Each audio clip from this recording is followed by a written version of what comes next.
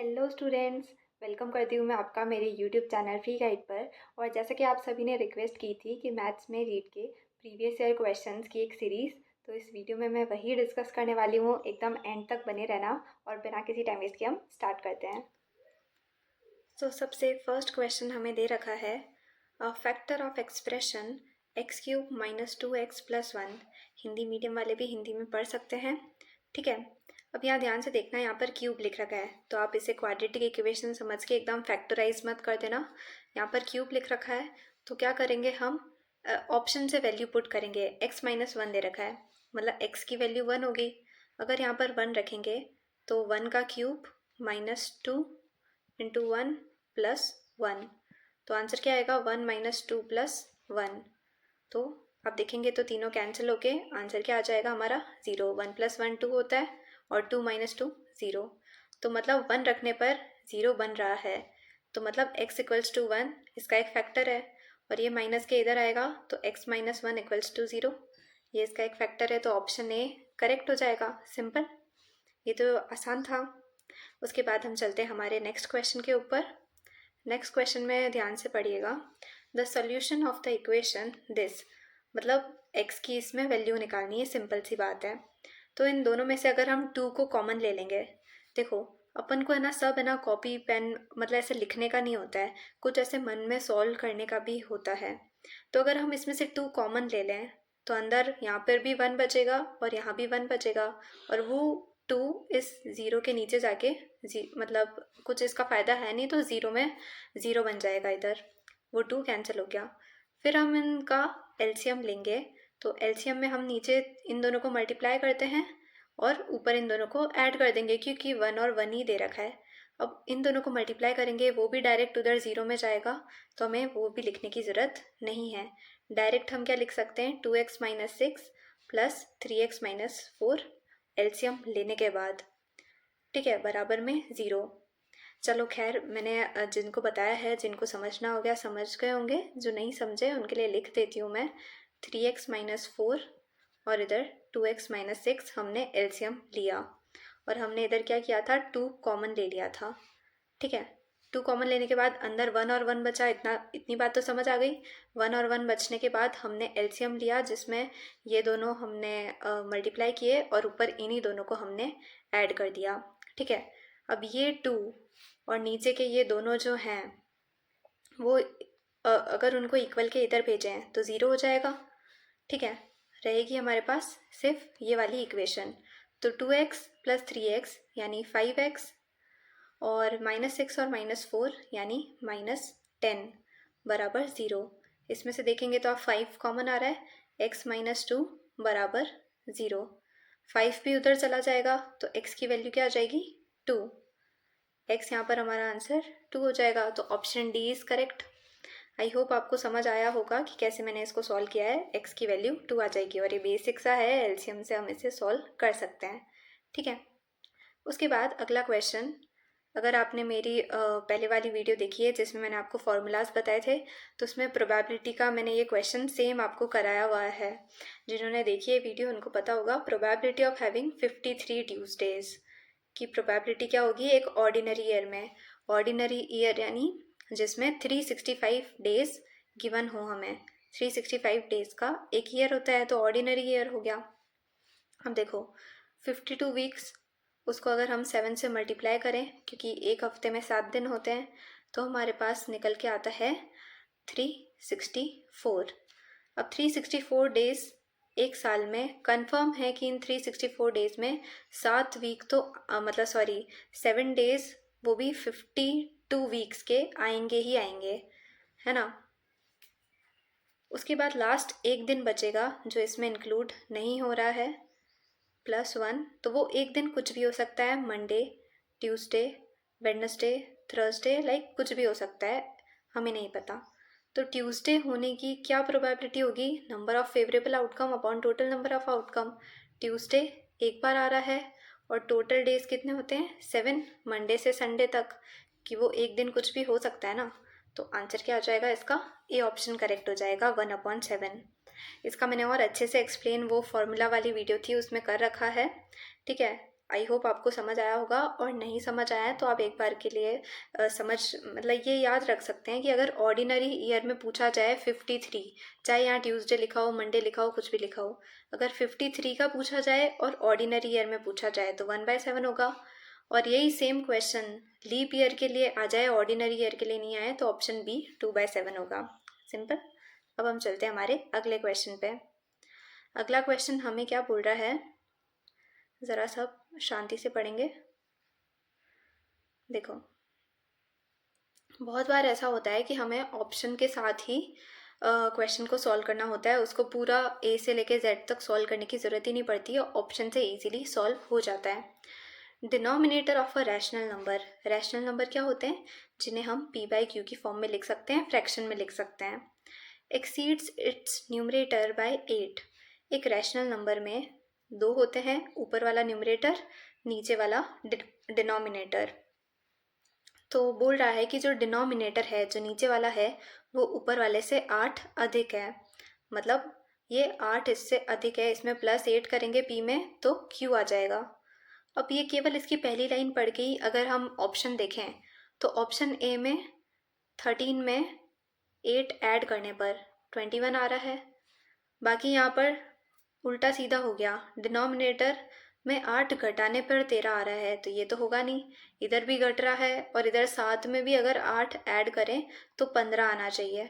तो first line से ही हमारा ऑप्शन ए करेक्ट हो गया देखा जाए तो। फिर भी अगर क्रॉस चेक करना हो तो हम आगे क्वेश्चन को सॉल्व कर सकते हैं। If 17 is added to the numerator and 1 is subtracted, अगर इस न्यूमरेटर में जो हमारा है 13/21 जो हमने ऑप्शन ए देखा, न्यूमरेटर में ये बोल रहा है अगर हम 17 ऐड कर दें और डिनोमिनेटर में से 1 माइनस कर दें, 1 इज सब्ट्रैक्टेड फ्रॉम डिनोमिनेटर, तो हमारा रैशनल नंबर क्या बन जाता है। अब इसको सॉल्व करो, क्या आएगा, 13 + 17 30 और 21 - 1 20, तो हमारा रैशनल नंबर क्या बन जाता है, 3/2 बन जाता है। और हमारे भी यहाँ पे 3/2 बन रहा है। सिंपल। तो पहले वाला रैशनल नंबर क्या था, दैट इज 13/21। हमने क्रॉस चेक भी कर दिया और आंसर 3/2 ही हमारा आ रहा था।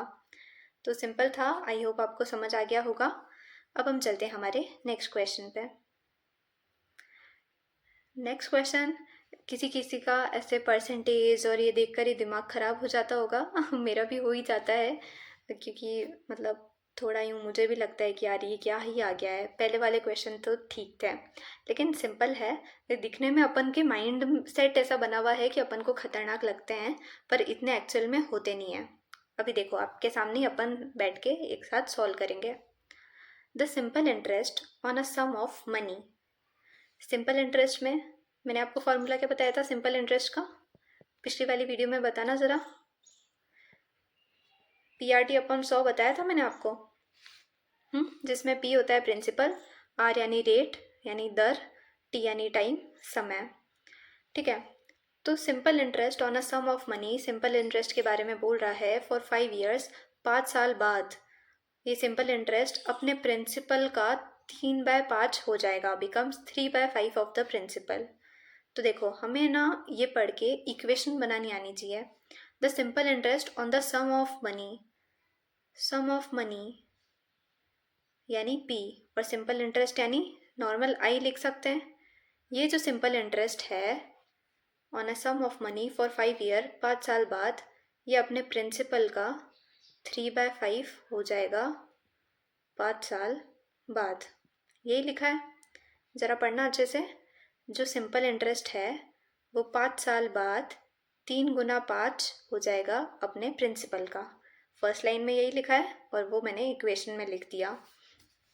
ठीक है। और हमसे पूछ रहा है then the rate of simple interest, हमें रेट फाइंड करनी है। सिंपल इंटरेस्ट की हमें यहाँ पर इक्वेशन से ही पता लग गया, 3/5 हो जाएगा। इधर P कुछ गिवन नहीं है तो हम P ही लिखेंगे। R हमें निकालना है, मल्टीप्लाई बाय टाइम क्या दे रखा है, 5/100। इस फॉर्मूले का यहाँ पर यूज़ किया है। P से P कैंसिल हो गया हमारा, 5 से यहाँ पर ये 100 कैंसिल होके 20 बन गया, इस 5 से ये 20 कैंसिल होके 4 बन गया। ये 4 इक्वल के उधर जाएगा तो मल्टीप्लाई होगा 3 से, तो R की वैल्यू हमारी क्या आ गई, 4 × 3 तो आर क्या बन गया हमारा 12%। सिंपल। तो ऑप्शन सी यहाँ पर करेक्ट हो जाएगा। यही तो हमसे पूछा था रेट। कुछ किया हमने इसमें ऐसा खास? कुछ भी नहीं किया। फर्स्ट लाइन पढ़ी, उसकी इक्वेशन बनाई, इक्वेशन बनाने के बाद हमसे पूछा रेट। सिंपल इंटरेस्ट का कोई भी क्वेश्चन आ जाए, इस फॉर्मूले से सारे क्वेश्चन सॉल्व हो जाते हैं। Simple interest equals to PRT upon 100। ठीक है, इसका 12% आंसर आ गया हमारा। उसके बाद हम अगला क्वेश्चन देखते हैं। देखो, बहुत सारे बच्चे होंगे जो इसको मन में ही सॉल्व करके आंसर बता देंगे, और इतना कुछ डिफ़िकल्ट है नहीं, हार्डली 10-15 सेकेंड में इसका आंसर आ जाएगा। और बहुत सारे इसमें पेन चलाएंगे, क्योंकि जिसकी मैथ्स वीक है उनको पेन चलाना ही पड़ेगा, है ना। तो जो लोग मन में सॉल्व करते हैं उनको भी थोड़ा ध्यान रखना होगा कि जैसे यहाँ पे डिवाइड दे रखा है, मल्टीप्लाई दे रखा है, इन चीज़ों का ध्यान रखना होगा। अब देखो, क्यूब के बाहर यहाँ पर ऊपर छोटा सा 3 लिख रखा है, मतलब क्यूब रूट है। 8 का क्यूब रूट क्या होता है? 2 upon square root of 16। Square root of 16 क्या होता है? 4 डिवाइड बाय 100 अपॉन 49 का स्क्वायर रूट, मतलब 10 अपॉन 7।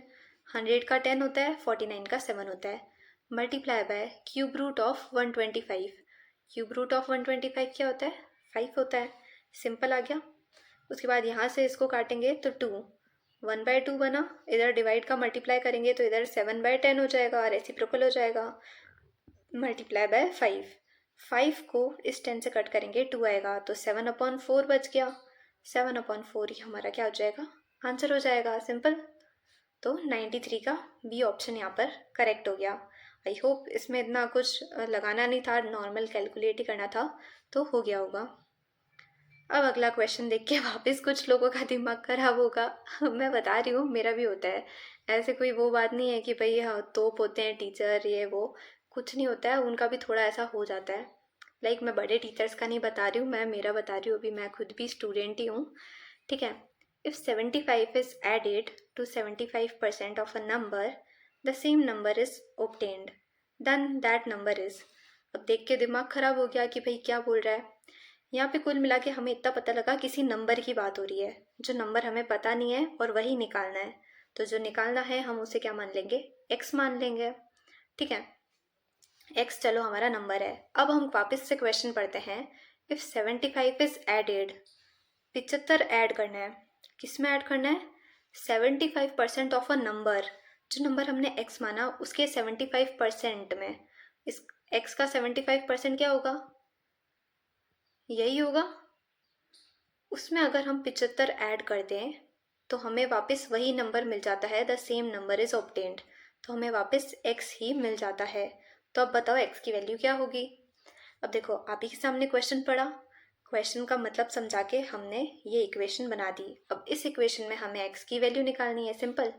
तो इधर 75 रहने देंगे और लाइक टर्म्स को उधर भेज देंगे, x वाली टर्म उधर चली जाएगी, 75x अपॉन 100। अब इसको नॉर्मल आप एलसीएम लेके सॉल्व करोगे तो क्या आएगा आपका? 25 अपॉन 100 और x आ जाएगा।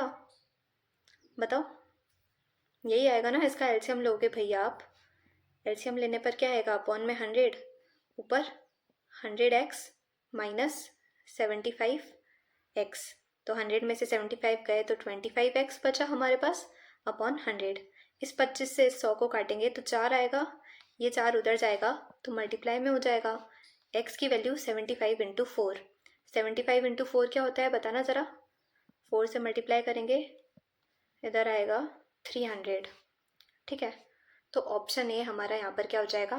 करेक्ट हो जाएगा। 300 था वो नंबर जिसके 75% में 75 ऐड करने पर वापस 300 ही आता है। समझ आ गया? तो सिंपल सा था, केवल आपको इक्वेशन बनानी आनी चाहिए क्वेश्चन को पढ़ के। आई होप मेरे समझाने के बाद आपको समझ आया होगा। अब हम चलते हैं हमारे नेक्स्ट क्वेश्चन पे।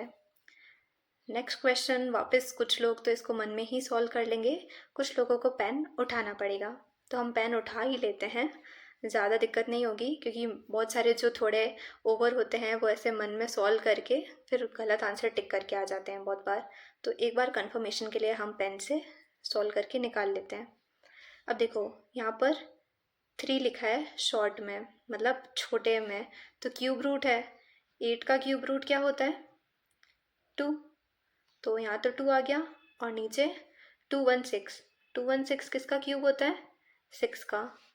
और यहाँ पर 6 डिजिट के बाद पॉइंट लगा रखा है, तो जब हम इसे क्यूब रूट के बाहर निकालेंगे मतलब हम 2 डिजिट के बाद ही पॉइंट लगाएंगे, है ना। इसको वापस 0.06 इंटू 0.06 इंटू 0.06 आप करोगे, ठीक है। तो 666 का तो 216 हो गया और नीचे यहाँ अपॉन में कितने आ गए? 6 जीरो आ जाएंगे। 6 जीरो आ गए मतलब 6 डिजिट के बाद पॉइंट, वापस यही आ रहा है, ठीक है। इसलिए हमने 2 डिजिट के बाद यहाँ पे पॉइंट लगाया। अब ये 1 के अपॉन में ये फ्रैक्शन है, 1 के अपॉन में, तो रेसिप्रोकल हो जाएगा 0.06 अपॉन 2। इसको सॉल्व करेंगे कट करके तो क्या आएगा? 0.03। हमारे केवल ये वाला जो पोर्शन था उसका यहाँ पर 0.03 आ गया। अब इस पोर्शन को सॉल्व करेंगे। इस पोर्शन को सॉल्व करने पर क्या आएगा? 343। 343 किसका क्यूब होता है? मतलब सॉरी किसका क्यूब होता है? हाँ, 7 का। और यहाँ पे भी सेम 6 डिजिट के बाद पॉइंट है, तो यहाँ पे 2 डिजिट के बाद पॉइंट आ जाएगा। तो इधर 0.03 और इधर 0.07, इन दोनों को हमें क्या करना है? ऐड करना है। यहाँ पे प्लस का साइन है, इन दोनों को ऐड करोगे तो क्या आएगा? 0.1 आएगा आंसर, ठीक है। तो ऑप्शन सी यहाँ पर हमारा करेक्ट हो जाएगा, 0.1। आई होप आपको समझ आया होगा, हमने बेसिक से ही सॉल्व किया है इसको। अब हम देखते हैं हमारा अगला क्वेश्चन। कल जब मैंने वीडियो अपलोड की थी उस वक्त मैंने कुछ फॉर्मूलाज बताए थे, लेकिन सारे क्वेश्चंस उस टाइप के कवर हो नहीं पाए। तो अब हम कर लेते हैं, जैसे उस वक्त मैंने 2D 3D का जो बताया था उसके क्वेश्चंस उसमें शायद नहीं कवर हो पाए थे, तो अब कर लेते हैं। A room is 12 metre long, 9 metre wide, 8 metre high. Length breadth height दे रखी है। What is the longest rod that can be placed in it। अब देखो हमें एक क्यूबॉइडल यहाँ पर रूम दे रखा है, ठीक है। क्यूबॉइडल रूम में ये बोल रहा है कि हमें सबसे बड़ी रॉड रखनी है, तो उसकी लेंथ क्या होगी। अब इन्होंने डायरेक्ट नहीं पूछा क्या निकालना है, इन्होंने आपका थोड़ा दिमाग टेस्ट किया है। अब देखो मान लो कोई एक रॉड है जो आपको इस रूम के अंदर रखनी है, बहुत बड़ी सी एक रॉड है, ठीक है। अब अगर इस रॉड को आप यहाँ पर सीधा प्लेस करोगे तो इस रूम में मान नहीं रही है। इसको ऐसे प्लेस करोगे अगर हॉरिजॉन्टल तो छोटी पड़ जाएगी और रूम बड़ा हो जाएगा, है ना। तो ऐसे भी मतलब हो नहीं पाएगा, और क्या पता ऐसे रखने पर भी ये नहीं मान रही हो, हम इसको और बड़ी मान लेते हैं क्योंकि इन्होंने क्या बोला है? लॉन्गेस्ट रॉड बोला है। तो बहुत बड़ी रॉड है, वो ना सीधी रखने पर आ रही है ना ही तिरछी रखने पर। तो हम इसे क्या करेंगे? एकदम टेढ़ा रख देंगे, मतलब इसके डायगोनल के अक्रॉस रख देंगे। देखो मैं बताती हूँ एक बार। ये क्यूबॉइडल रूम था, इसके अंदर अगर ऐसे डायगोनल के शेप में एक रॉड रखते हैं तो यही सबसे लंबी रॉड होगी जो हम इसमें रख सकते हैं। इससे बड़ी रॉड तो इस क्यूबॉइडल रूम में आ ही नहीं सकती। तो मतलब इनडायरेक्टली इसने हमें क्या बोला कि हमें इसका डायगोनल निकालना है। तो अब फॉर्मूला में मैंने बताया था डायगोनल कैसे निकालते हैं हम क्यूबॉइड का। ये फॉर्मूला आपको याद होगा, L² plus B² plus H², ठीक है। तो इसका डायगोनल आप निकालेंगे। लेंथ क्या दे रखी है? 12 का स्क्वायर 144, 9 का स्क्वायर 81, 8 का स्क्वायर 64। इनको ऐड करोगे तो क्या बनेगा? 144, 81, 64, 4 4 8 और इधर 9, 6 4 10 8, 289 इसका सम बना। 289 किसका स्क्वायर रूट होता है? हमें पता है 17 का ये स्क्वायर रूट होता है। तो ऑप्शन बी हमारा यहाँ पर करेक्ट हो गया, 17 मीटर, ठीक है। तो बस आपका यहाँ पर वो नॉलेज टेस्ट कर रहे थे कि आपको कैसे पता लगेगा ये क्वेश्चन पढ़ के कि आपको निकालना क्या है। तो जब हम इसे डायगोनल शेप में यहाँ पर रखते हैं, डायगोनल शेप में सबसे बड़ी रॉड हम यहाँ पर रख सकते हैं और हमें इसका डायगोनल निकालना था, ठीक है। अब हम चलते हैं हमारे अगले क्वेश्चन पे। अगला क्वेश्चन तो इतना सिंपल है ना कि भाई क्या बताऊँ। जो लोग देख के घबरा रहे हैं वो जब इसका सल्यूशन देखेंगे तो लाइक बोलेंगे कि सही में क्या क्वेश्चन था। If the cost of 5 bananas and 4 apples is equal to, पढ़ते पढ़ते बनाते, मान लो एक बनाना का कॉस्ट है x रुपये, एक एप्पल का कॉस्ट है y रुपये, क्योंकि हमें कॉस्ट तो गिवन ही नहीं है ना। तो 5 बनाना का कॉस्ट क्या होगा 5x, प्लस 4 एप्पल का कॉस्ट क्या होगा 4y। वो किसके बराबर दे रखा है, is equal to cost of 3 bananas की कॉस्ट प्लस 7 एप्पल की कॉस्ट के बराबर दे रखा है। क्वेश्चन फर्स्ट लाइन पढ़ के इक्वेशन बना दी। अब क्वेश्चन आसान हो गया। Then the ratio of the price of banana and apple, मतलब हमसे रेशियो पूछा है बनाना और एप्पल के, यहाँ पे b/a पूछा है, मतलब x/y हमें यहाँ पर निकालना है। ठीक है, तो इसको सिंपल x/y नहीं निकाल सकते, ये 3x इधर आएगा तो 2x बन जाएगा, मतलब 5x माइनस 3x, ये 4y उधर जाएगा माइनस होगा, माइनस होने के बाद 3y बन जाएगा। तो x/y की क्या वैल्यू आ जाएगी 3/2, मतलब 3:2 आ गया आंसर, सिंपल। तो बी ऑप्शन हमारा यहाँ पर करेक्ट हो गया।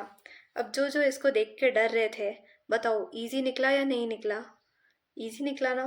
तो बस ऐसे ही जितना हम पैनिक होते हैं, घबराते हैं, उतना ही क्वेश्चन गलत गलत करते चले जाते हैं, भले ही वो इतना आसान होता है। घर आके वो क्वेश्चन हम सॉल्व कर लेते हैं, लेकिन एग्ज़ाम में दिक्कत हो जाती है। तो पैनिक नहीं होना है बिल्कुल भी। ठीक है, अब चलते हैं अगले क्वेश्चन पे। अगले क्वेश्चन में क्या दे रखा है, ध्यान से पढ़ेंगे। If the loss caused by selling an article for rupees 560 is 50 more than the profit made by selling it for 720 then the cost price of the article is। अब किस किस के सर के ऊपर से गया ये क्वेश्चन, गया ही होगा। अब इसका हमें ऐसा सोचना नहीं, हमें इसे एकदम शून्य से सॉल्व नहीं करना है, हमें लास्ट लाइन पढ़नी है, then the cost price of the article. Cost price निकालनी है, मतलब हमें ये निकालना है कि वो दुकानदार इसको कितने रुपए में लेकर आया था। ठीक है, और वो ही हमें यहाँ पर 4 ऑप्शंस गिवन है। इन 4 ऑप्शंस को हम एक एक करके आजमाएंगे और आंसर तक पहुँचेंगे। पहला लेते हैं 665 मान लेते हैं उसकी कॉस्ट होगी, मान लिया। उसने कॉस्ट प्राइस ये आ गई हमारे पास है ना, ऑप्शन में दे रखी है, तो हम टेस्ट कर रहे हैं। Selling an article for 560 rupees, पहली लाइन पढ़ो। सेलिंग एन आर्टिकल, तो 560 क्या है, सेलिंग प्राइस है, 560 सेलिंग प्राइस है। तो वो खुद शॉपकीपर 665 में लेकर आया, लेकिन 560 में उसने बेच दिया। तो बताना उसको ज़रा कितने का लॉस हो गया यहाँ पर, 105 रुपये का उसने यहाँ पर लॉस कर दिया। लेकिन यहाँ पर उसने 720 में सेम आर्टिकल बेचा जो वो 665 में लेकर आया था, कॉस्ट प्राइस तो वो की वही है। ठीक है, तो यहाँ पर उसको प्रॉफिट कितने का हुआ, दैट इज़ 55 का उसे यहाँ पर प्रॉफिट हो गया। अब क्वेश्चन ध्यान से पढ़ना। If the loss caused bye, ये जो हमने निकाला ये तो लॉस था, और ये जो हमने निकाला ये प्रॉफिट था।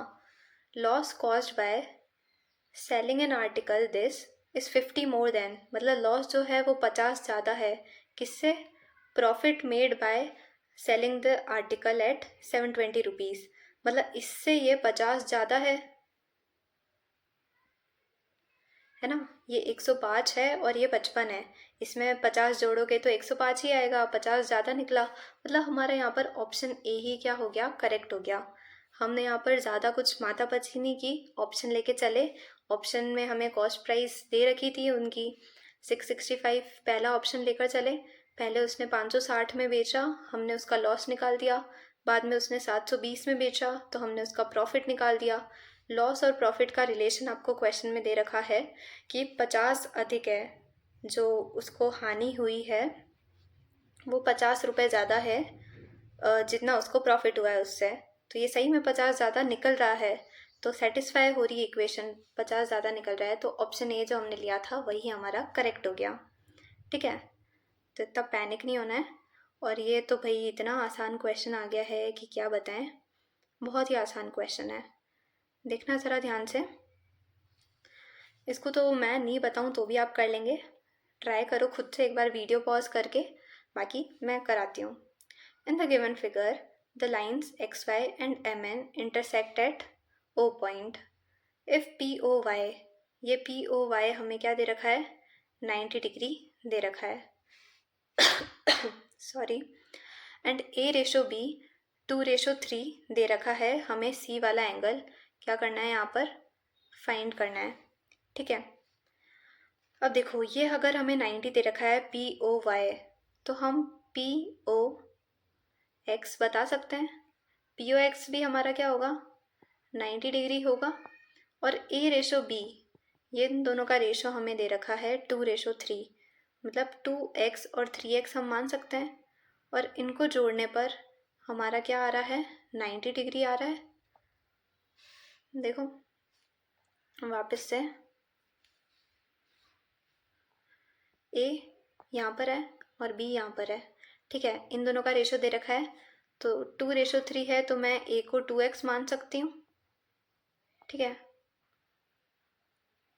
और इसको मैं 3x मान सकती हूँ। थोड़ा हैंडराइटिंग का इशू हो रहा है, समझ जाना। दोनों को ऐड करने पर 3x + 2x हमारा क्या आता है, 90 आता है। ठीक है, तो 5x की वैल्यू क्या हो जाएगी, 90 हो जाएगी। x हमारा क्या हो जाएगा, 18 आ जाएगा। x 18 आ गया है और हमसे पूछा है ये वाला एंगल, तो ये वाला एंगल क्या इसके बराबर होगा, ऑब्वियसली इसके बराबर ही होगा। a यहाँ पर है 2x यानी x की वैल्यू 18 आई, तो 2 × 18, 2 × 18 क्या होता है, 36। 36 में हम 90 ऐड कर दें तो ये दोनों एंगल क्या बन रहे हैं, वर्टिकली अपोजिट एंगल बन रहे हैं। तो 90 में 36 ऐड करेंगे तो क्या आएगा, 126 आ जाएगा। तो ऑप्शन बी हमारा यहाँ करेक्ट हो जाएगा। बहुत सारों को ये वर्टिकली अपोजिट वाली बात समझ नहीं आई होगी, मैं दूसरे पेन से हाईलाइट करके बताती हूँ। ये वाला जो एंगल दिख रहा है जो मैंने ब्लू पेन से बना रखा है, ये वाला एंगल और क्या ये वाला एंगल बराबर होंगे, बताना ज़रा। क्योंकि देखो जब दो लाइन ऐसे क्रॉस होती है तो ये आमने सामने वाले जो बनते हैं ये बराबर होते हैं और इनको क्या बोलते हैं, वर्टिकली अपोजिट एंगल्स बोलते हैं हम। ठीक है, तो इनमें भी ये वाली लाइन और ये वाली लाइन ऐसे क्रॉस बना रही है, तो ये एंगल और ये एंगल बराबर होगा। इसलिए हमने यहाँ पर 2x निकाल दिया, 2x में 90 ऐड कर दिया, तो ये एंगल आने पर हमारा ये एंगल आ गया, दैट इज़ B 126। 2x की वैल्यू हमारी क्या आई थी, 36, और ये वाला क्या था, ऑलरेडी हमें पता था 90 दे रखा है। 90 में 36 ऐड करने पर 126 आता है। Got it. अब हम चलते हैं हमारे नेक्स्ट क्वेश्चन के ऊपर। देखो ये आ गया पॉपुलेशन वाला क्वेश्चन। पॉपुलेशन वाले क्वेश्चन में क्या करेंगे हम थोड़ा इसमें एक टेक्निक का यूज़ करेंगे। बहुत सारों को मतलब थोड़ा समझने में हो सकता है दिक्कत हो, एकदम ध्यान से समझना। The present population of a village is this, मतलब अभी की जनसंख्या हमें दे रखी है, ये है 1,30,000 something. If in the previous years, पुराने सालों में, इंक्रीज ऑफ 6%, एक बार तो 6% इंक्रीज़ हुई, एक बार 5% डिक्रीज़ हुई, और फिर एक बार इंक्रीज़ हुई 4%, तब जाके ये जनसंख्या हमारी बनी। Then the population of 3 years ago was, तो 3 साल पहले क्या थी जनसंख्या, 3 साल पहले जो जनसंख्या थी उसी में ये 6%, 5% और 4% में बदलाव हुआ है। तो हमें पहले वाली जब पता ही नहीं है तो हम इसको आगे प्रोसीड कैसे करें, बहुत सारों का ये कन्फ्यूजन होगा। तो हम मान लेते हैं कि पहले वाली जो जनसंख्या थी, एक बार को सपोज करते हैं 100 जने थे। ठीक है, ये हम मान लेते हैं। 100 ही क्यों माना, क्योंकि परसेंटेज वाले क्वेश्चन में हम हमेशा 100 मान के चलते हैं। मान लो पहले की जनसंख्या थी 100, उसके बाद हम क्या बोलेंगे, अब देखो यहाँ पर इंक्रीज़ ऑफ 6%, 6% इंक्रीज़ हुआ है, हम इसका एवरेज निकाल देंगे। डिक्रीज़ ऑफ 5%, 5% डिक्रीज़ हुआ है, मतलब ओवरऑल कितना हुआ, 1% इंक्रीज़ हुआ होगा। एंड इंक्रीज़ ऑफ 4%, अब इसके बाद वापस क्या हुआ, 4% का इंक्रीज़ हुआ है, तो ये दोनों मिला के वापस क्या आ गए, 5 आ गए।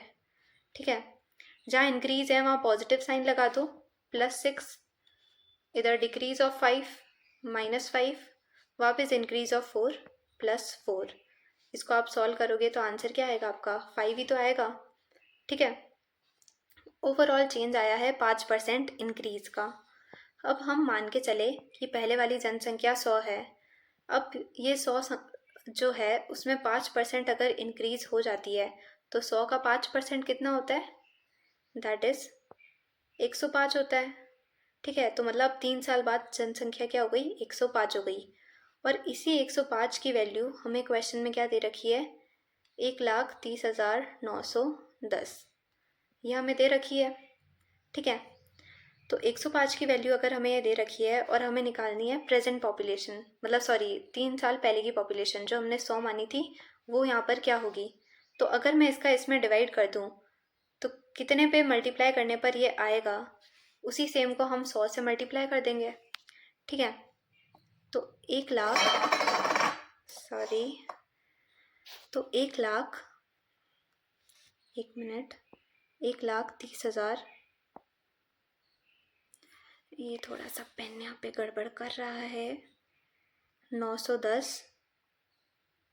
ठीक है, 1,30,910 में हम 105 का अगर डिवाइड करें तो इसका आपको डिवाइड करना है, पहले आप 5 से कट करना, उसके बाद आप जब दोबारा कट करेंगे तो आपका कुछ पॉइंट में आएगा। पहले हम 5 से कर देते हैं, 21 टाइम्स जाएगा। इसको 5 से कट करने पर 5 2 ज़ा 10, 5 6 ज़ा 30, 5 1 ज़ा 5, 41 आया यहाँ पे, 5 8 ज़ा 40 और 5 2 ज़ा 10। ठीक है, ये यहाँ पर आ गया। अब 21 से इस नंबर को कट करेंगे डायरेक्ट तो क्या आएगा, 21 से इस नंबर को कट करने पर 21 1 ज़ा 21, यहाँ पर क्या बचा 5, फिर 21 2 टाइम्स जाएगा तो क्या आएगा 42, 42 और 11 में से 2 गए तो 9 बचेंगे, 98, 98 आया है। तो 21 को हम किससे मल्टीप्लाई करें, समथिंग 4 से कर दें, 84 आ जाएगा। 98 और 84, यहाँ पे 2 के बाद हमने 4 से किया, 84 आया, 4 1 142, 142 समथिंग कुछ आएगा तो ये 6 से जाएगा तो 1 2 4 6 पॉइंट समथिंग कुछ आएगा इसको कट करने पर। मतलब देखो हमने जब ये, यहाँ पर मैं कलर चेंज कर देती हूँ, हमने जब ये 105 का डिवाइड इसमें किया तो क्या आया 124.6 पॉइंट समथिंग, तो हमने इसको किससे मल्टीप्लाई किया, 1246 पॉइंट समथिंग से हमने मल्टीप्लाई किया इसको, तो ये आया। तो इस 100 को भी हम इस सेम डिजिट से मल्टीप्लाई कर दें 1246 पॉइंट समथिंग से, तो हमारा क्या आंसर आएगा, और जो आंसर आएगा वही ऑप्शन में होगा। तो इस पॉइंट के बाद मान लेते हैं 1 2 कुछ होगा, इसको फिर अगर हम 100 से मल्टीप्लाई करें, ठीक है, तो क्या आ जाएगा हमारा आंसर 124,612, तो समथिंग आ जाएगा 1,24,000। ठीक है, ऐसा समथिंग कुछ आंसर आ रहा है हमारा। 1,24,000 अगर आंसर आ रहा है तो आप ऑप्शन अगर ढंग से देखेंगे तो ऑप्शन सी 1,25,000 के आसपास हमें यहाँ पर दे रखा है, तो ये ऑप्शन हमारा यहाँ पर करेक्ट हो जाएगा। आई होप आपको समझ आया होगा, ये थोड़ा ऐसे ही क्वेश्चन लगा है, मैंने अपनी तरफ से थोड़ा अच्छे से बताने का ट्राई तो किया, फिर भी नहीं समझ आता है तो एक बार रिवाइंड कीजिएगा और वापस से आप वीडियो देख सकते हैं। अब हम चलते हैं हमारे नेक्स्ट क्वेश्चन पे। नेक्स्ट क्वेश्चन क्या दे रखे हैं हमको, if all the 3 sides of one triangle are equal to the corresponding 3 sides of another triangle, then the true triangles are। अब कोई एक ट्राइंगल है, उसकी तीनों साइड्स दूसरे ट्राइंगल की तीनों साइड्स के बराबर है, ये 4 सेंटीमीटर, ये 4 मान लेते हैं, तो ये इसके भी बराबर है 4 4 4। या आप ऐसे मान सकते हैं, एक ट्राइंगल दे रखा है 4 5 6 सेंटीमीटर, तो इसकी साइड्स दूसरे ट्राइंगल के बराबर है 4 5 6, तो ये दोनों ट्राइंगल्स आपस में क्या हो गए, कॉन्करेंट हो गई भाई, एकदम सेम है। मैंने क्या बताया था, जो दोनों एकदम सेम होते हैं आपस में ऐसे ओवरलैप कर जाते हैं, इस ट्राइंगल को उठा के आप दूसरे ट्राइंगल पर रखोगे तो क्या हो जाएगा, कॉन्करेंट हो जाएगा। ठीक है, बराबर हो जाएगा। उसके बाद अगला क्वेश्चन पढ़ते हैं। अगले क्वेश्चन में आपको क्या दे रखा है, the length of the chord at a distance of 6 centimetre from the centre. सबसे पहले आपको पता होना चाहिए कि कॉर्ड क्या होता है। ठीक है, कॉर्ड क्या होता है, सर्कल के दो पॉइंट्स को मिलाना इस कॉर्ड। सर्कल के यहाँ पे हमने दो पॉइंट्स लिए, इन दोनों पॉइंट्स को मिला दिया तो कॉर्ड बन गई। और कॉर्ड क्या होती है, मतलब अगर वो सेंटर से पास नहीं आ रही होती है तो नॉर्मल वो कॉर्ड होती है। और लॉन्गेस्ट कॉर्ड ऑफ सर्कल क्या होती है, जो सबसे लॉन्गेस्ट होती है, दैट इज़ डायामीटर। ठीक है, जो इसका पूरा डायामीटर होता है। तो देखो इस क्वेश्चन में हमको क्या दे रखा था, लेंथ ऑफ कॉर्ड। एक सर्कल है जिसके किसी भी दो पॉइंट से उसको मिलाने पर कॉर्ड बनती है, तो उसकी लेंथ हमें फाइंड करनी है। और वो कहाँ पर है, eight a distance of 6 centimetre from the centre. वो कॉर्ड सेंटर से 6 सेंटीमीटर की दूरी पर है और रेडियस 10 सेंटीमीटर है। रेडियस हमें क्या दे रखी है, 10 सेंटीमीटर। तो हमें इस कॉर्ड की लेंथ बतानी है। तो एक बात तो ध्यान रखना, इससे इसकी डिस्टेंस दे रखी है, तो अब हमें किसी भी पॉइंट से उसकी डिस्टेंस दे रखी होती है, मतलब वो 90 डिग्री का एंगल बना रही है। एकदम सीधी ही उसकी डिस्टेंस बताएंगे, ऐसा थोड़ी बोलेंगे कि जैसे ये लाइन है और यहाँ से इसकी डिस्टेंस ये 7 मीटर है। 7 मीटर दूर थोड़ी है ये पॉइंट इस लाइन से, है ना। ये तो इसकी तिरछी डिस्टेंस हो गई। एकदम डिस्टेंस जब भी हम बताते हैं तो एकदम 90 डिग्री का एंगल यहाँ पर बन रहा होता है। तो यहाँ पर ये 90 डिग्री का एंगल बन रहा है और 6 सेंटीमीटर डिस्टेंस बता रखी है और रेडियस 10 सेंटीमीटर बता रखी है। और जब यहाँ पर ये 90 का एंगल बन रहा है, मतलब ये इसको इक्वल पार्ट में कट करती है। ठीक है, ये इसकी प्रॉपर्टी होती है जो आप ध्यान रखेंगे। इस ट्राइंगल में आप पाइथागोरस थ्योरम लगाएंगे। तो एक ट्राइंगल है जिसमें हाइपोटेनियस आपको 10 दे रखा है, ये 6 दे रखा है, तो ये क्या होगा, ठीक है, ये 8 आ जाएगा। कैसे आ जाएगा, 100 माइनस 36, दैट इज़ इसका अंडर रूट। तो ये क्या हो जाएगा हमारा, 64 हो जाएगा। 64 का अंडर रूट 8। ठीक है, पाइथागोरस थ्योरम आती होगी आपको, इसलिए मैंने पूरा इसकी नेमिंग वगैरह नहीं की है। नॉर्मल हाइपोटेनियस का स्क्वायर, हाइपोटेनियस यहाँ पे 10 दे रखा है, बराबर परपेंडिकुलर का स्क्वायर 6 का स्क्वायर प्लस बेस का स्क्वायर। बेस हमें क्या अभी दे नहीं रखा है, तो हमें वो बेस फाइंड करना है। हाइपोटेनियस यहाँ पे 10 दे रखी थी, तो 10 का स्क्वायर और ये 6 इधर आएगा तो -6 का स्क्वायर इक्वल्स टू बेस का स्क्वायर। ठीक है, आ गया समझ। और ये स्क्वायर जब उधर हटेगा तो अंडर रूट बन जाएगा। 10 का स्क्वायर 100, 6 का स्क्वायर 36, तो ऐसे हमारा आंसर 8 आ गया। ये वाली लाइन 8 आई है अभी केवल। ठीक है, केवल ये वाली लाइन जो मैंने हाईलाइट कर रखी है, ये 8 आई है, तो ये का यही इधर बराबर है, तो 8 का डबल क्या हो जाएगा, 16। तो ऑप्शन डी हमारा यहाँ पर करेक्ट हो जाएगा। ठीक है, इसके लिए सर्कल की प्रॉपर्टीज़ आनी ज़रूरी है। मैंने आपको वो फार्मूला वाली जो वीडियो बताई थी, अगर आपने नहीं देखी है तो एक बार जाके ज़रूर विज़िट करना, नहीं तो आप आगे फिर क्वेश्चन सॉल्व नहीं कर पाओगे। अब देखो अगला क्वेश्चन क्या आ गया, if the perimeter of an equilateral triangle is 48 centimetre. Equilateral triangle यानी ऐसा ट्राइंगल जिसकी तीनों साइड्स बराबर हो, उसका पेरीमीटर दे रखा है। पेरीमीटर क्या होता है इक्विलेटरल ट्राइंगल का, 3a, जिसमें इसकी ए साइड होती है, यही उसका पेरीमीटर होगा। वो हमें दे रखा है 48 सेंटीमीटर। तो ए क्या आ गया हमारा, 16 आ गया। Then its area will be, अब इसकी हमें साइड पता लग गई 16 है, तो एरिया क्या होता है इक्विलेटरल ट्राइंगल का, √3/4 ए स्क्वायर।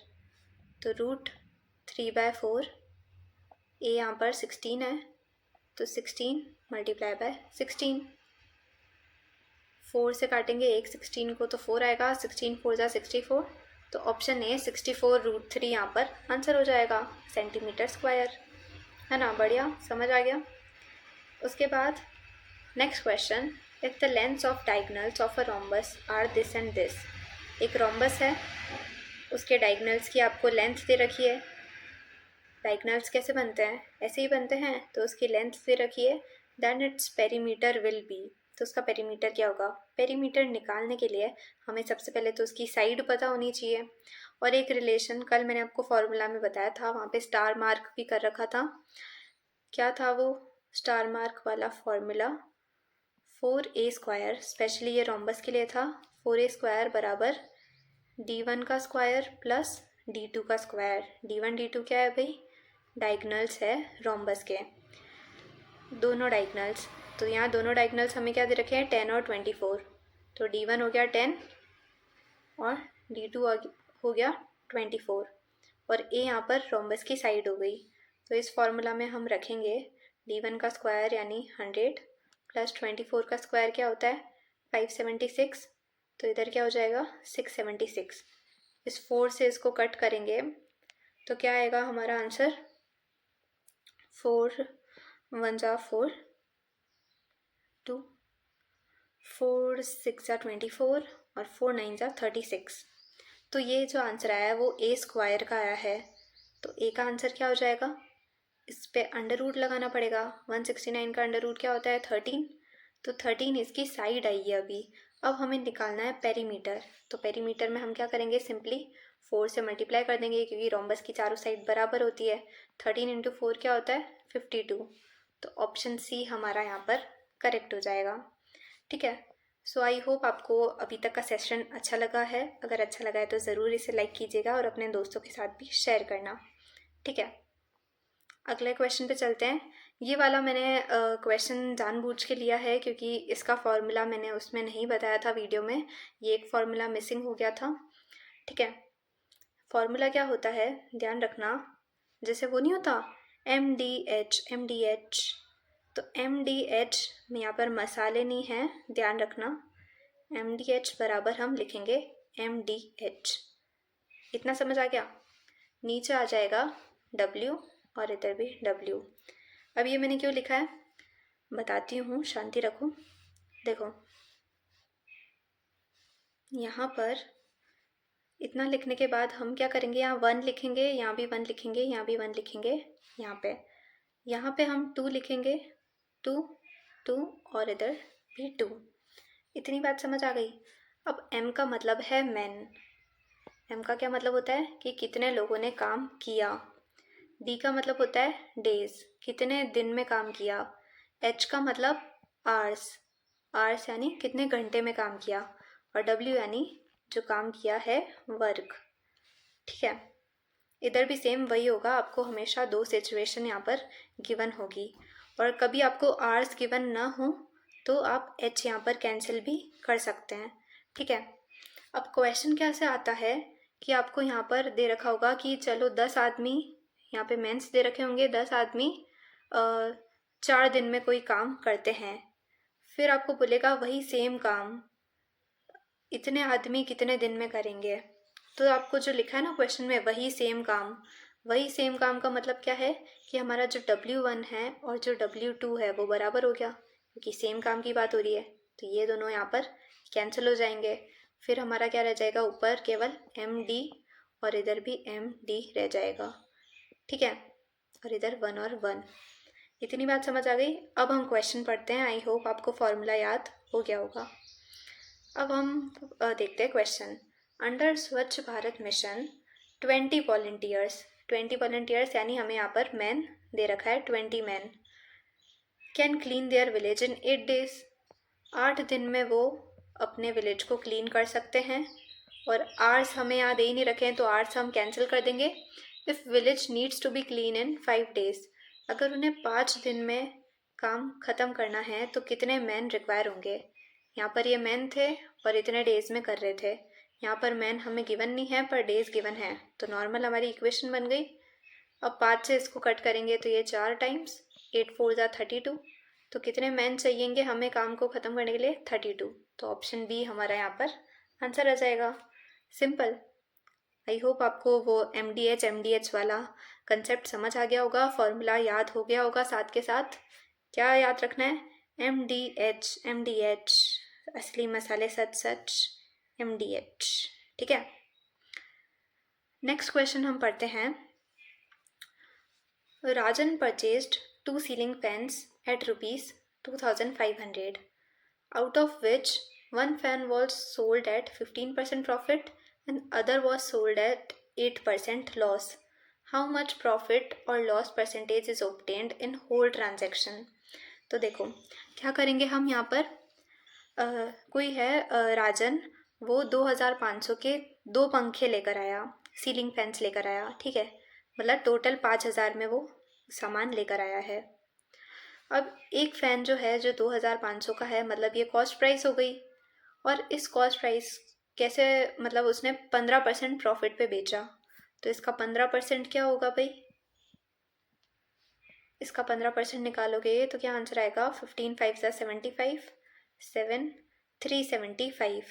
मतलब एक फ़ैन जो उसने 15 प्रॉफिट पे बेचा, उस पे उसको 375 रुपये का फ़ायदा हुआ, प्रॉफिट हुआ।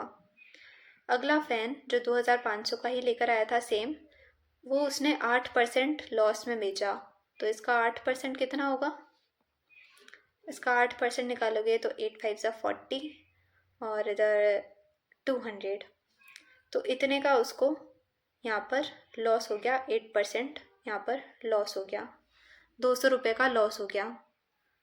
तो पूरे ट्रांजैक्शन में कितना उसको प्रॉफिट हुआ या लॉस हुआ? अब देखो, प्रॉफिट इतने का हुआ है, लॉस इतने का हुआ है। ओवरऑल इसमें से इसको माइनस करेंगे तो क्या आएगा? 175 का उसको प्रॉफिट हुआ है। ठीक है, दोनों फ़ैन बेचे और दोनों फ़ैन बेचने पर उसको इतने रुपए का फ़ायदा हुआ है, 175 रुपीज़ का। अब हमसे पूछ रहा है ये परसेंटेज, तो 175 रुपीज़ का अगर फ़ायदा हुआ है तो मैंने प्रॉफिट परसेंटेज का क्या फॉर्मूला बताया था? P/CP into 100। प्रॉफिट कितने का हुआ? 175 का। कॉस्ट प्राइस, अब कॉस्ट प्राइस में ध्यान रखना, आप 2500 नहीं लिखोगे क्योंकि वो एक पंखे की थी और ये प्रॉफिट हमने दोनों पंखे का मिलाकर बताया है। तो कॉस्ट प्राइस क्या हो जाएगी? 2500 का डबल, क्योंकि 2 फ़ैन लेकर आया ना वो, तो कॉस्ट प्राइस पूरी उसको इतने में पड़ी, मल्टीप्लाई बाय 100। तो इसको कट कर दिया, 5 का 10 टाइम्स गया, 5 इधर भी 10 टाइम्स गया, सॉरी 5 3 ज़ा 15, यहाँ 2 बचा, 35/10, तो मतलब 3.5 इसको प्रॉफिट हुआ। यहाँ पर 3.5 प्रॉफिट हुआ, मतलब ऑप्शन सी हमारा यहाँ पर करेक्ट हो जाएगा। ठीक है, और कोई है ना, इसको पूरा सॉल्व करके आना, इसको वो पॉपुलेशन वाले जो परसेंटेज का हमने निकाला था ना एवरेज, वैसे मत कर देना कि 15% प्रॉफिट हो रहा है, 8% लॉस हो रहा है तो 7% प्रॉफिट हुआ होगा। ऐसा बिल्कुल नहीं करना, ठीक है? अच्छे से सॉल्व करके आना, ठीक है? समझ आ गया होगा आई होप आपको। अब हम चलते हैं हमारे नेक्स्ट क्वेश्चन पे। नेक्स्ट क्वेश्चन तो दोनों इतने सिंपल है, इसका कोई लोड ही नहीं लेना है।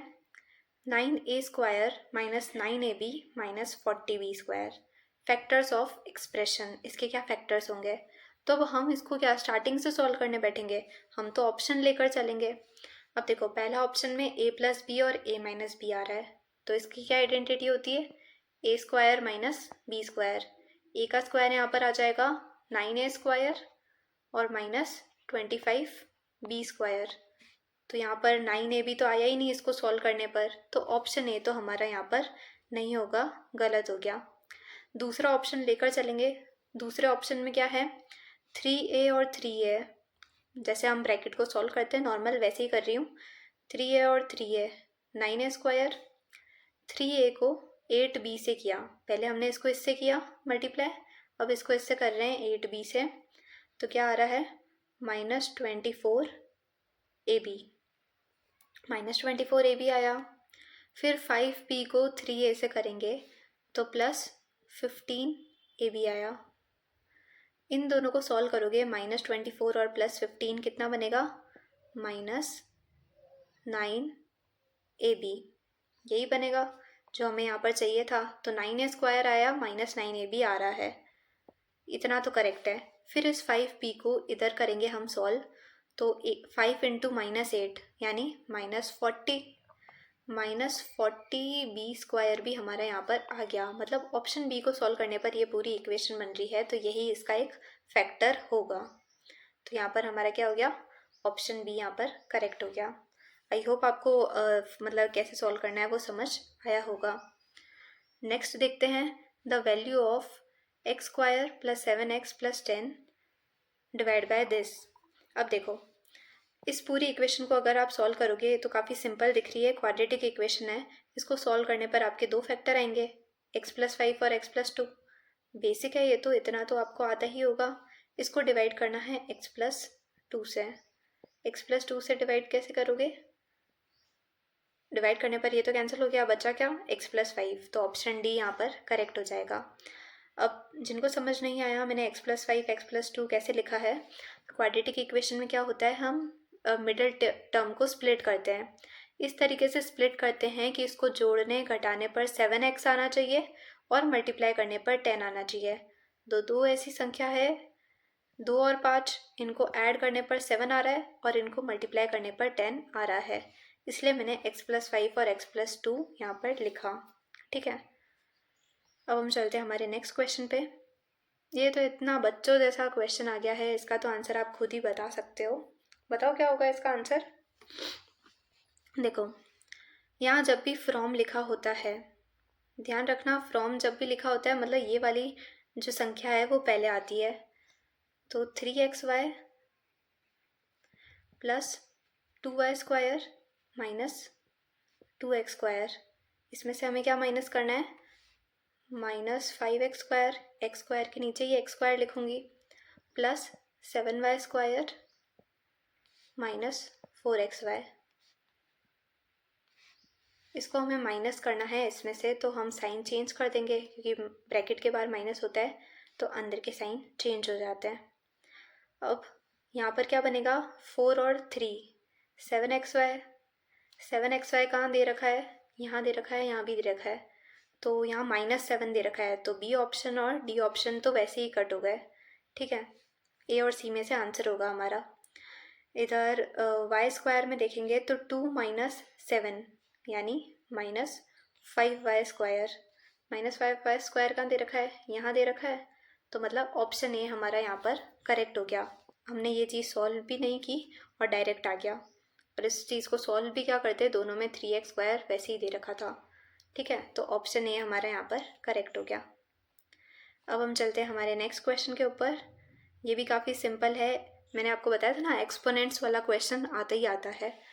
एक क्वेश्चन एक्सपोनेंट्स का कंफर्म है, इसको आप सॉल्व करोगे। देखो 30 की पावर -5, एक बार इसको एज इट इज़ लिख देते हैं, 30 की पावर -5, इधर 5 की पावर 12, नीचे देखो ध्यान से 625 को मैं लिख सकती हूँ 5 की पावर 4, है ना, 5 की पावर 4 क्या होता है, 625 होता है, मल्टीप्लाई बाय 6 की पावर -5। अब मैंने जो आपको रूल्स बताए थे एक्सपोनेंट्स के, यहाँ पे बेस सेम है, इधर भी 5 है इधर भी 5 है, और पावर क्या हो जाती, और डिवाइड में दे रखे हैं तो पावर क्या हो जाती है, माइनस हो जाती है। तो यहाँ पर क्या बच जाएगा, 5 की पावर 8 बच जाएगा। ठीक है, 12 में से 4 गए तो 8 बच गया। ऊपर क्या बचा है, 30 की पावर -5, 30 को मैं क्या लिख सकती हूँ, 6 × 5, और इसकी पावर दे रखी है हमें -5, अपॉन में 6 की पावर -5 तो चल ही रहा है। ठीक है, फिर इसको मैं यहाँ सॉल्व कर देती हूँ। 5 की पावर 8, देखो जब अंदर ये दोनों साथ में हैं और ऊपर कंबाइन में पावर लगी हुई है तो हम इसकी अलग अलग पावर लिख सकते हैं ब्रैकेट ओपन करके। इधर ये 5 की पावर 8 इंटू 6 की पावर -5 इंटू 5 की पावर -5 अपॉन में 6 की पावर -5 चल ही रहा है, तो यहाँ 6 की पावर -5 और यहाँ भी 6 की पावर -5 कैंसिल हो जाएंगे। इधर क्या बचा, 5 की पावर -5 और 5 की पावर 8, क्या बचा, 5 की पावर 8 मल्टीप्लाई बाय 5 की पावर -5। तो जब बेस सेम होते हैं और मल्टीप्लाई में होते हैं तो पावर्स क्या होती है, ऐड हो जाती है। तो 5 की पावर 3 इसका आंसर हो जाएगा, 5 की पावर 3 यानी 125। तो ऑप्शन सी यहाँ पर क्या हो जाएगा, करेक्ट हो जाएगा। आई होप मैंने इसको जिस तरीके से सॉल्व किया है आपको समझ आया होगा। बेसिक अगर आपको रूल्स पता है एक्सपोनेंट्स के तो आप इसको मल्टीप्लाई डिवाइड करके सॉल्व कर सकते हैं। हम चलते हैं हमारे अगले क्वेश्चन पे। ये दोनों क्वेश्चन भी कितने मतलब 2 सेकंड में सॉल्व होने जैसे हैं। Mode value of a series, mode क्या होता है, मैंने क्या बताया था आपको, मोस्ट फ्रीक्वेंट वैल्यू जो होती है वही यहाँ पर मोड होता है। जैसे अगर आपको 4, 2, 2, 1 ये 4 नंबर दे रखे हैं तो बताओ इसमें मोड क्या होगा, ये 2 जो है वो यहाँ पर मोड हो जाएगा क्योंकि ये ज़्यादा बार आ रहा है। Most frequently occurring number, most frequency value है यहाँ पर, तो 2 इसका मोड हो जाएगा। तो समझ आ गया, जो सबसे ज़्यादा बार आता है मोस्ट वही फ्रीक्वेंसी होती है, तो मोस्ट फ्रीक्वेंसी वैल्यू। अगला question, the coordinates of a point on the X axis are. Formula वाली में मैंने आपको बताया था कोऑर्डिनेट्स, उसमें एक्स एक्सिस के पॉइंट्स वाले कौन सा ऐसा ऑप्शन है जो एक्स एक्सिस पे पॉइंट को बताता है, कोऑर्डिनेट्स को बताता है। अब कोई पॉइंट एक्स एक्सिस के ऊपर है, मतलब उसका वाई वाला जो कोऑर्डिनेट होगा वो ज़ीरो होगा, वाई वाला कोऑर्डिनेट किस में ज़ीरो है, इसमें। तो ऑप्शन सी यहाँ पर करेक्ट हो जाएगा। देखो ज़ीरो दे रखा है ना यहाँ पर वाई वाला, बाकी किसी में ज़ीरो नहीं दे रखा है, तो ऑप्शन सी हमारा यहाँ पर करेक्ट हो जाएगा। उसके बाद चलते हैं हम हमारे नेक्स्ट क्वेश्चन पे। इफ़ 6 की power this divide by 216 equals to 36। 216 क्या होता है, 6 का क्यूब होता है और इसको हमने डिवाइड कर रखा है। तो 6 की power 2x plus 1 divide by, divide का साइन है, 6 का क्यूब इक्वल्स टू 36 क्या होता है, 6 का स्क्वायर होता है। तो 6 की power 2x plus 1 equals to 6 की स्क्वायर डॉट मल्टीप्लाई में 6 का क्यूब आ जाएगा, इसको हम उधर ले गए। अब देखो यहाँ पर सेम स्क्वायर है और क्यूब है, तो ये क्या बन जाएगा, 6 की पावर 5 बन जाएगा, 2 + 3 हो जाएगा। अब यहाँ बेस सेम है और इक्वल में दे रखे हैं, तो पावर्स भी क्या हो जाएगी, इक्वल हो जाएगी। तो 2x प्लस 1 यहाँ लिख देती हूँ मैं, 2x प्लस 1 बराबर आ जाएगा 5। तो 2x बराबर 6 और x बराबर क्या हो जाएगा, सॉरी 6 क्या, सॉरी प्लस 1 है ना, यहाँ पर प्लस 1 उधर जाएगा तो माइनस हो जाएगा। ये गलतियाँ ऐसी मैं बहुत कर देती हूँ, तो ये गलती सेम आपसे भी हो सकती है, तो ध्यान रखना। 2x और यहाँ 5 माइनस 1 होगा, तो यहाँ आएगा 4 और इधर आएगा 2x। 2 से इसको कट करेंगे तो x का आंसर क्या हो जाएगा, यहाँ पर 2 हो जाएगा। ठीक है, सिंपल। आई होप आपको समझ आया होगा। अब हम चलते हैं हमारे नेक्स्ट क्वेश्चन के ऊपर। नेक्स्ट क्वेश्चन में क्या दे रखा है, देखो पहले हमें पॉपुलेशन वाला क्वेश्चन जो हमने देखा था उसमें हमारा क्या था, हमें पहले की पॉपुलेशन निकालनी थी और 3 साल बाद की पॉपुलेशन ऑलरेडी गिवन थी। अब इस वाले में क्या है, आपको पहले ही पॉपुलेशन दे रखी है, फिर उसमें जो चेंजेस हुए परसेंटेज और बाद में क्या बन जाएगी वो आपको निकालना है। तो इसकी मैं एक शॉर्ट ट्रिक बताऊंगी जो मुझे भी एक सर ने बताई है, उन्हीं की शॉर्ट ट्रिक आज मैं शेयर करूंगी। 3 years back, 3 साल पहले, the population of a village was 50,000. After that, in the first year, the rate of growth of population was this. और ऐसे 3 साल का यहाँ पे दे रखा है और हमसे पूछा है प्रेजेंट पॉपुलेशन क्या होगी। ठीक है, तो हमें क्या करना है, जो दे रखी है पहले वाली पॉपुलेशन उसको लिख देना है। ठीक है, इसको एज अ मेथड समझो या एक बार को थोड़ा मतलब समझ लेना। पहले वाली पॉपुलेशन हमने यहाँ पे लिखी, अब हमें 100 को लेकर चलना है। 100 को कैसे लेकर चलना है हमें, 100 यहाँ नीचे लिखेंगे। हमसे पूछा है फर्स्ट ईयर में rate of growth of population was 5%। पहले ईयर में 5% पॉपुलेशन बढ़ी, तो 100 का 5% क्या हो जाएगा, 105 हो जाएगा। ये पहले वाले ईयर की यहाँ पे हमने लिख दी। सेकेंड ईयर में वापस 100 लेके चलेंगे। सेकेंड ईयर में क्या हुआ, ड्यू टू एपिडेमिक तो पॉपुलेशन डिक्रीज बाय 10%। 100 का 10% कितना होता है, 10, और 100 में से 10 माइनस करेंगे तो क्या बचेगा, 90, है ना। 10% डिक्रीज हो गई, मतलब 90 आ गया यहाँ पर। अगले साल क्या हुआ, 100 वापस हम लिखेंगे। 100 लिखने पर क्या हुआ, वापस 4% इंक्रीज हो गई। ग्रोथ रेट क्या हो गया, was noticed to be 4% increase. तो क्या हो जाएगा यहाँ पे 104 आ जाएगा, 4% इंक्रीज हो गई। अब इस पूरी इक्वेशन को सॉल्व करने पर आपकी प्रेजेंट पॉपुलेशन आ जाएगी। देखो 2 0 यहाँ से कट, इधर ये 4 0 यहाँ से कट हो गए। ठीक है, नीचे बचा 100, इधर बचा 5 से ये काटेंगे तो आएगा 20। फिर यहाँ पर 0 और 0 कैंसिल हो गए, 2 से हमने इसको कट किया, 2 5 10 और 2 2 4।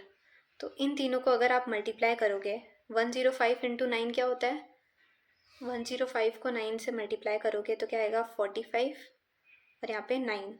अब 945 को 52 से मल्टीप्लाई करोगे, करके देख लेना ये आप, और फिर इसका आंसर आ जाएगा सी ऑप्शन। 945 को 52 से अभी मल्टीप्लाई करो और देखो ये आंसर आ रहा है या नहीं आ रहा है। सी ऑप्शन यहाँ पर इसका आंसर आ जाएगा। ठीक है, आई होप आपको समझ आया होगा मेथड। अब हम चलते हैं हमारे नेक्स्ट क्वेश्चन पे। नेक्स्ट क्वेश्चन हमें क्या बोल रहा है, Parth moves from Jhunjhunu to Jodhpur by car to reach in 6 hours. कोई एक पार्थ है जो झुंझुनू से जोधपुर जा रहा है कार से, और उसको 6 घंटे में वहाँ पे पहुँचना है, या मतलब 6 घंटे में पहुँचना है, और मतलब 6 घंटे में पहुँच गया, और एवरेज स्पीड उसने क्या रखी कार की, 60 kilometre per hour. 60 kilometre per hour उसने स्पीड रखी। तो उसकी एवरेज स्पीड क्या होगी जब वो रिटर्न होगा और उसे 4.5 घंटे में ही वापस आना है। तो पहले तो हम डिस्टेंस फाइंड कर ले कि वो कितना दूर गया है। तो एक फॉर्मूला सभी को आता होगा, बचपन से पढ़ रहे हैं, speed equals to distance upon time. Speed उसकी पहले क्या थी, 60 किलोमीटर पर आवर। डिस्टेंस हमें पता नहीं है, टाइम उसने कितना लिया, 6 घंटे। तो डिस्टेंस हमारी क्या हो जाएगी, 360 किलोमीटर डिस्टेंस हो गई। अब सेकंड केस में क्या हुआ, सेकंड केस में हमें स्पीड निकालनी है और डिस्टेंस वही उतनी कवर होगी 360 अपॉन टाइम क्या दे रखा है, 4.5 आवर्स। 4.5 आवर्स, 4.5 घंटे। इसको हम फ्रैक्शन में कैसे लिख सकते हैं, 9/2 लिख सकते हैं। 4 2 ज़ा 8, 8 में ये +1 कर दिया। ठीक है, तो 9/2 लिख देंगे। तो 360 अपॉन 9/2। इसको हम क्या लिख सकते हैं, 360 अपॉन 9 मल्टीप्लाई बाय 2। 9 से इसको कट करेंगे 4 टाइम्स और ये 40 आ गया। तो 40 मल्टीप्लाई बाय 2 दैट इज़ 80। तो 80 किलोमीटर पर आवर की स्पीड उसको रखनी पड़ेगी, तब वो रिटर्न होते वक्त 4.5 घंटे में पहुंच पाएगा। तो ये तो सिंपल एक फॉर्मूला था, speed equals to distance upon time, उससे सॉल्व हो गया। अब हम देखते हैं हमारा नेक्स्ट क्वेश्चन। नेक्स्ट क्वेश्चन में क्या बोल रहा है, Shankar took a loan of ₹25,000 for purchasing a machine. How much amount will he pay after 1 year 6 months at annual rate of 12% when interest is accumulated annually? तो देखो, जब भी हम लोन लेते हैं तो हमारा क्या लगता है, कंपाउंड इंटरेस्ट लगता है। कंपाउंड इंटरेस्ट कैसे, इंटरेस्ट पे भी इंटरेस्ट लगेगा यहाँ पर। तो उसने 25,000 का लोन लिया। 25,000 का लोन लेने पर उसको 1 साल 6 महीने में 12% दर से कितने पैसे वापस उसको लौटाने होंगे, ऐसा वो बोल रहा है। तो फर्स्ट ईयर तो उसको 12% निकालेंगे हम इसका। 12% क्या हो जाएगा, 250 इंटू 12, क्योंकि 2 ज़ीरो से 2 ज़ीरो तो कट गए। 12 5 सा 60, 6 यहाँ पर आएगा, 12 2 सा 24 और 6। तो इसका 12% आप निकालोगे तो क्या आएगा, 3,000 आएगा। ठीक है, ये तो पहले साल हुआ कि पहले साल उसको 3,000 का इंटरेस्ट चुकाना पड़ेगा। अगले साल इस इंटरेस्ट पे भी इंटरेस्ट लगेगा और इस पर तो लगेगा ही, पर अगले साल ये बोल रहा है पूरा साल नहीं, 6 महीना, केवल 6 मंथ्स। तो जो हमारी रेट है 12%, वो भी आधी हो जाएगी। वो कितनी हो जाएगी, 6% यहाँ पर हो जाएगी। ठीक है, क्योंकि हमें यहाँ पे 1 साल की बजाय 6 महीने पूछा है, तो हम पूरे साल का लोन क्यों दें, पूरे साल का इंटरेस्ट क्यों दें। तो 12% का हम 6% कर देंगे। फिर 25,000 का 6% निकालोगे तो क्या आएगा, देखो इसको निकालने की भी ज़रूरत नहीं है। 12% अगर 3,000 है, 6% कितना हो जाएगा, 1,500 हो जाएगा। थोड़ी ये बेसिक मैथ्स है। 12 का अगर 3,000 है तो 6 का 1,500। फिर हम इस इंटरेस्ट पे भी जो इंटरेस्ट लग रहा है वो निकालेंगे, इसी को हम कंपाउंड इंटरेस्ट बोलते हैं। इस पे 6% कितना लगेगा वापस, 2 ज़ीरो कैंसिल, 6 3 ज़ा 18, 180 रुपीज़ इसका लगेगा। तो टोटल इंटरेस्ट उसको इतना देना पड़ेगा। इनको ऐड करोगे तो क्या आएगा, 4,500। 4,500 में 180 ऐड करना, तो 4,500 में 180 ऐड करोगे तो 4680 आएगा। 4680 इतना इंटरेस्ट आएगा। वो 4680 इस 25,000 में ऐड करेंगे तो कितना आएगा, 680, 5 4 9 और इधर 2, तो उसको 1 साल 6 महीने बाद उस लोन के कितने पैसे देने पड़ेंगे?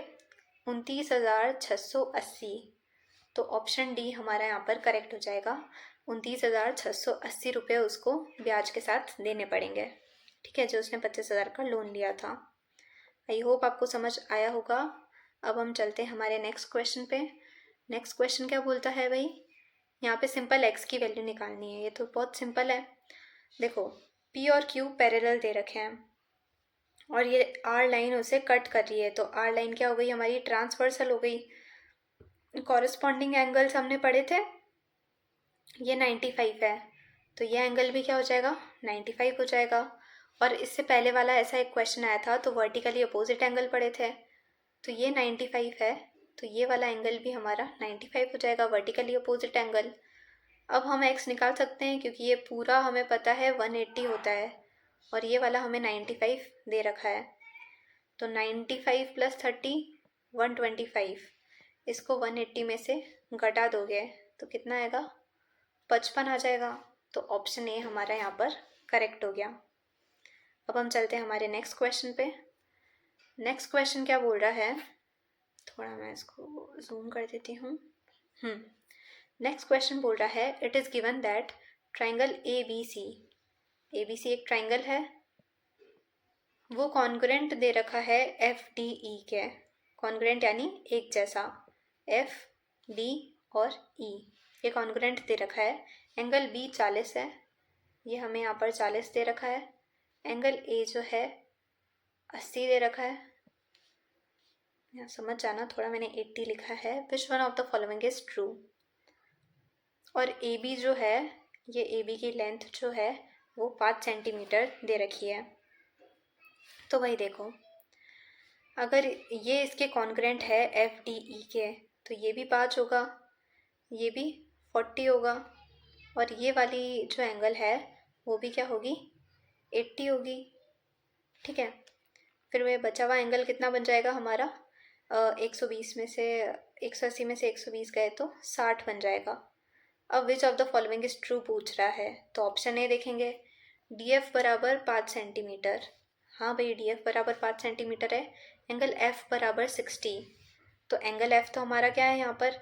80 है, तो ये तो गलत हो गया। बी ऑप्शन देखेंगे, डी एफ बराबर 5 सेंटीमीटर और एंगल ई बराबर 60।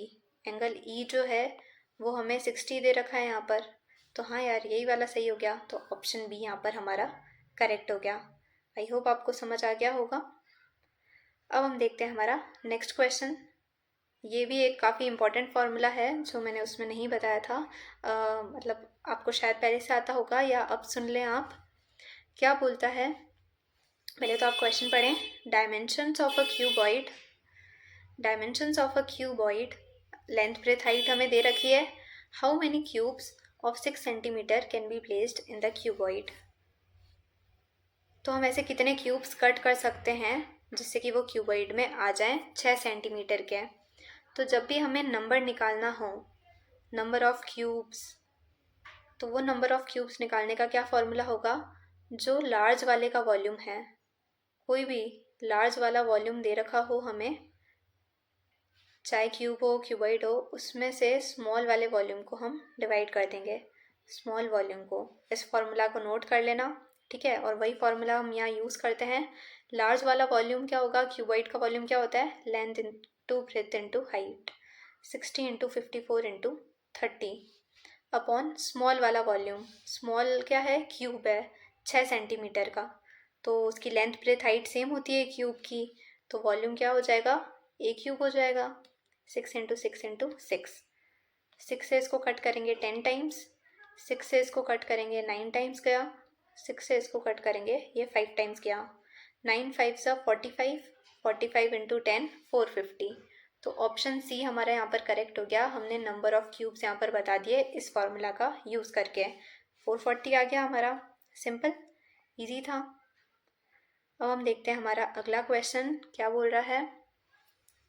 For the following frequency table the number of person whose weight are less than 60 kg, वहाँ थोड़ा दिख नहीं रहा होगा, हमसे कम पूछा है, 60 केजी से 60 किलोग्राम से कम वजन के व्यक्तियों की संख्या है। संख्या बताओ कि किसका 60 केजी से कम वजन है। तो ये हमें यहाँ पर वेट दे रखे हैं, ठीक है, जिसमें ये रहा 60 से ज़्यादा हमें जाना नहीं है, तो हम इन सभी को ऐड कर दें तो हमें पता लग जाएगा ऐसे कितने पर्सन है जिसका 60 से कम है। इन सभी को ऐड करने पर क्या आएगा, 7 और 5 12, 12 और 10 22, 22 और 4 26। तो ऑप्शन है ए हमारे यहाँ करेक्ट हो गया। इसमें तो पेन उठाने की भी ज़रूरत नहीं पड़ी, ठीक है। अब हम देखते हैं हमारा नेक्स्ट क्वेश्चन। नेक्स्ट क्वेश्चन क्या बोल रहा है, पाई चार्ट आपको दे रखा है और इस पाई चार्ट में क्या रिप्रेजेंट कर रहा है, expenses on different items in construction of a room. एक रूम को कंस्ट्रक्ट करने के लिए जितना का खर्चा हुआ वो इस पाई चार्ट में दे रखा है। इफ़ टोटल एक्सपेंसेस इतना हुआ है 2 लाख का, then how much money expended on labour. Labour वाले में कितनी मनी एक्सपेंड हुई ये हमें बताना है, कितना खर्चा हुआ। तो देखो हमें पता है सर्कल होता है, सर्कल के बीच में जो ये होता है टोटल कितना होता है, राउंड 360 डिग्री का होता है। तो पहले तो हमें इसकी डिग्री पता करनी पड़ेगी। तो 108, 36, 72 और 54 इन सभी को ऐड करना पड़ेगा। 6 4 10, 8 और 2 10, 20 हो गए। उसके बाद 7 5 12, 12 5 17, एक यहाँ पर 270 डिग्री टोटल इसका आया 270।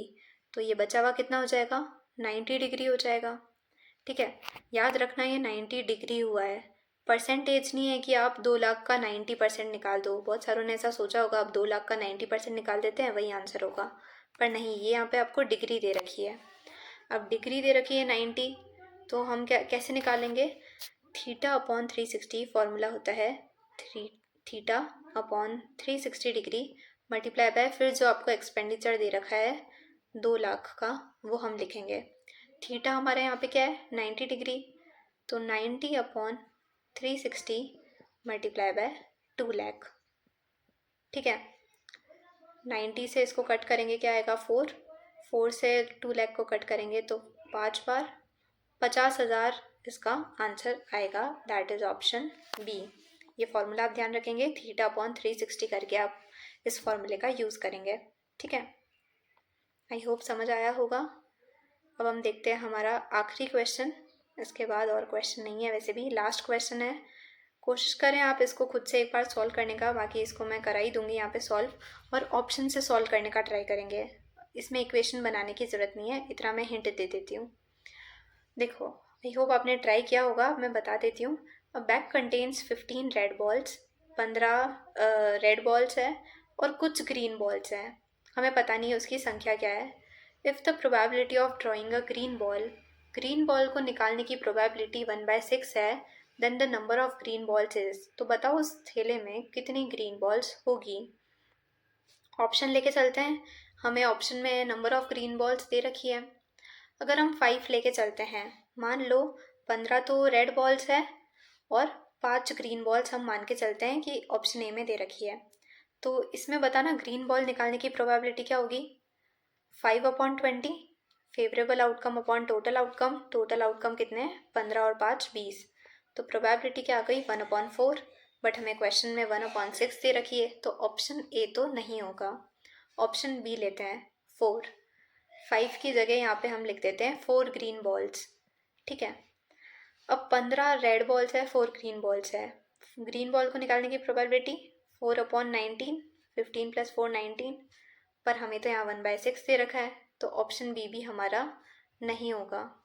ऑप्शन सी लेते हैं 3, 15 रेड बॉल है और 3 ग्रीन बॉल्स है, तो बताओ ग्रीन बॉल को निकालने की प्रोबेबिलिटी 3/18, 15 और 3 कितना होता है 18, तो 1/6। हाँ यार इसमें तो 1/6 आ रहा है, 1/6 आ गया, मतलब ऑप्शन सी हमारा यहाँ पर करेक्ट होगा। तो बहुत बार हमें ऑप्शन को लेके चलना पड़ता है सॉल्व करने के लिए। आई होप आपको आज का सेशन जो है अच्छा लगा होगा। अगर अच्छा लगा है तो प्लीज़ इसे अपने फ्रेंड्स को शेयर कीजिएगा जिनका भी रीट का एग्ज़ाम है और जो भी मैथ्स पढ़ना चाहते हों, ठीक है। आज के लिए इतना ही, और वीडियो को लंबा ना खींचते हुए इस वीडियो को यहीं पर एंड करते हैं। And thanks for watching.